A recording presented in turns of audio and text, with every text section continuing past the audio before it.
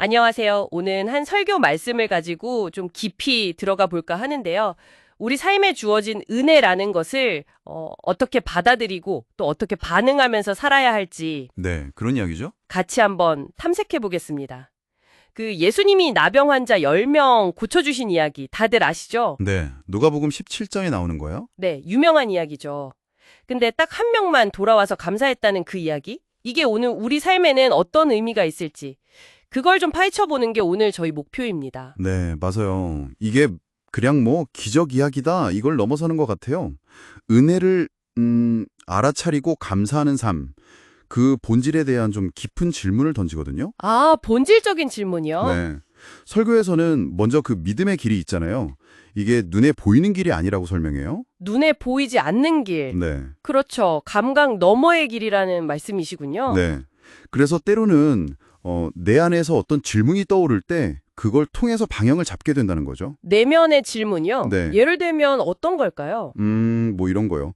예수님이라면 지금 어떻게 하셨을까? 라든지 아, 네네. 아니면 지금 이 상황에서 내가 믿음으로 산다는 건 뭘까? 이런 질문들이요. 설교에서는 이런 질문 자체가 우리가 잠시 멈춰서 성령님이 우리 길을 돌아보게 하시는 신호일 수 있다. 뭐 이렇게 이야기해요. 아, 그 질문 자체가 일종의 나침반이 되는 거군요. 그렇죠. 그런 셈이죠. 그 나침반을 따라가다 보면 이제 예수님이 그 나병 환자 10명 만나시는 장면이 나오잖아요. 네, 그렇죠. 그들이 막 소리치죠. 불쌍히 여겨달라고. 네. 그랬더니 예수님이 제사장한테 가서 몸을 보이라 이렇게 명하시고요. 네. 여기서 좀 흥미로운 게 그들이 가는 도중에 병이 나았다는 거예요. 아, 가는 길에요? 네.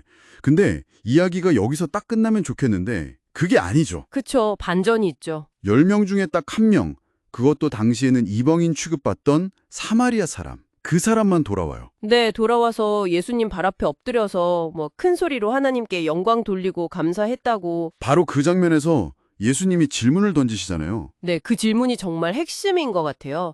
10사람이 다 깨끗해지지 않았냐? 근데 그 9은 어디 있느냐? 네.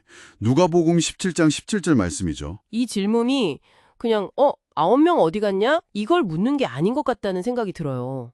오늘 우리한테도 똑같이 물으시는 것 아닐까요? 정확해요. 설교에서도 그 점을 딱 짚어요. 이 질문을 우리에게로 가져와서 너도 하나님의 은혜 입지 않았니? 근데 너 지금 어디서 뭐 하고 있니? 이렇게 묻는다는 거죠. 아, 뼈아픈 질문인데요. 그렇죠. 그러면서 이제 나병의 특징을 영적인 상태에 비유하는데요. 나병이요? 네.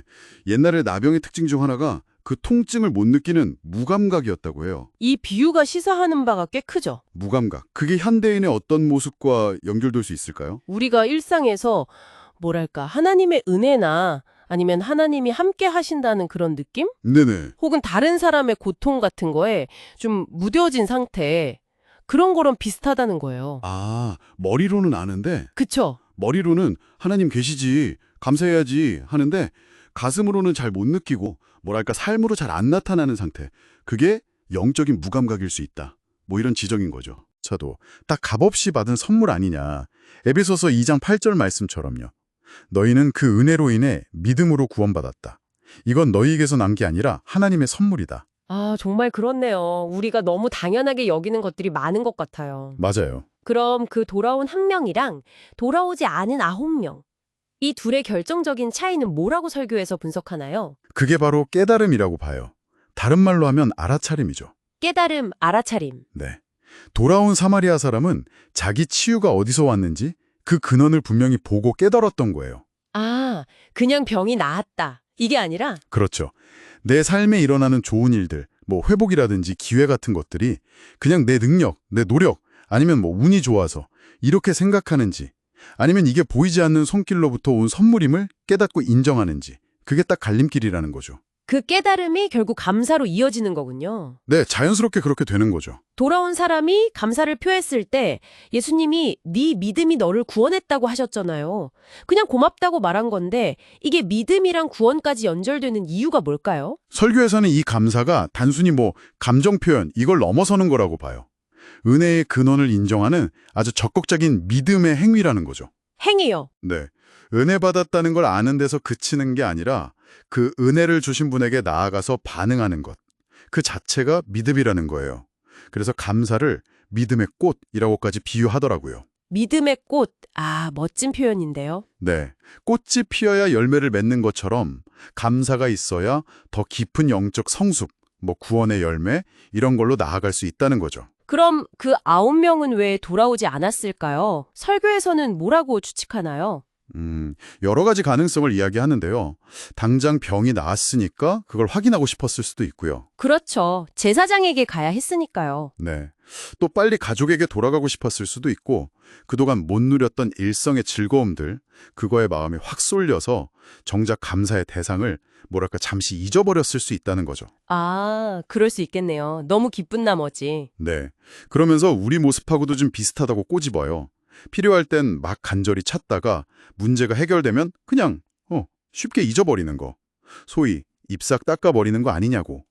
네, 좀 찔리네요. 받은 은혜 앞에서 감사하기보다는 당장 내 앞에 놓인 일, 내 욕구 이런 거에 이끌려서 그냥 자기 길길만 가는 모습일 수 있다는 거죠. 그래서 설교는 우리에게 잠시 멈춰서 돌아보라고 권하는 거군요. 맞습니다. 지난 시간들을 좀 되짚어보면서 내 삶에 주어진 은혜의 목록표 같은 걸 한번 만들어 보라고요. 은혜의 목록표요. 네. 그러면서 스스로에게 물어보라는 거죠. 나는 9사람 쪽에 가까운가? 아니면 돌아온 한 사람 쪽에 가까운가? 예수님의 그 질문, 너는 은혜를 입었는데 지금 뭘 하고 있느냐? 이 질문을요. 아, 정말 중요한 성찰인 것 같습니다. 네.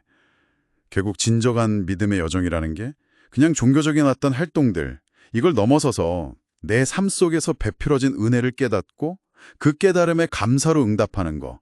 그런 살아있는 관계 맺음이라는 메시지를 주는 거죠. 네, 오늘 이야기 정말 깊이 생각할 거리를 많이 주네요. 감사를 믿음의 꽃이라고 하셨는데 오늘 탐구를 마무리하면서 이런 질문을 한번 던져보고 싶어요. 만약 청취자 여러분의 삶에서 이 감사의 꽃이 활짝 피어나지 못하고 있다면 혹시 그것 때문에 우리가 맛봐야 할 더 귀한 열매들을 놓치고 있는 건 아닐까요? 한 주간 한번 곱씹어 볼 질문으로 남겨드립니다.